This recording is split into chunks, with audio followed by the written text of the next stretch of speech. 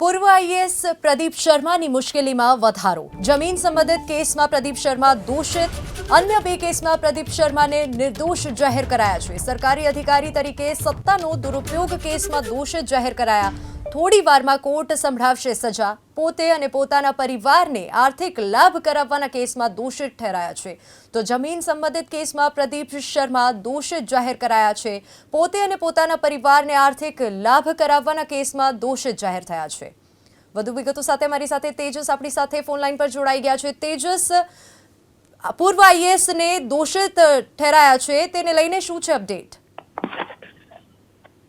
જી, પ્રદીપ શર્મા જ્યારે કચ્છમાં કલેક્ટર તરીકે ફરજ બજાવતા હતા ત્યારે તેમણે જે પ્રમાણે જમીનની ફાળવણી કરી હતી, જે ખાનગી કંપનીને જમીનની ફાળવણી કરી હતી, તેના બદલામાં જે પ્રમાણેના નાણાકીય વ્યવહારો થયા હતા તે બાબતને લઈને સમગ્ર મામલે કેસ ચાલ્યો હતો.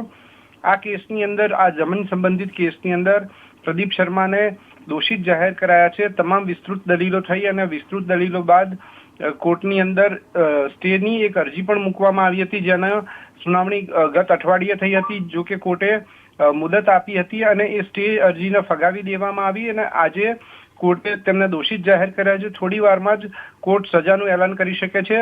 અમદાવાદ જિલ્લા ગ્રામ્ય કોર્ટ ખાતે આવેલી વિશેષ અદાલત આ કેસને સાંભળી રહી હતી. આ ઉપરાંતના બે કેસો છે તેની અંદર પ્રદીપ શર્માને નિર્દોષ જાહેર કરવામાં આવ્યા છે. જે એસીબી સંબંધિત કેસો હતા તેમને નિર્દોષ જાહેર કરવામાં આવ્યા છે. પરંતુ હાલ પ્રદીપ શર્માની મુશ્કેલીમાં વધારો થયો છે. હવે લઘુત્તમ સજા કરવી કે મહત્તમ સજા કરવી તે અંગેની દલીલો ચાલશે ને તે બાદ કોર્ટ શું નિર્ણય આપે છે તે મહત્વનું બની રહેશે. જી તેજસ, આભાર સમગ્ર માહિતી બદલ.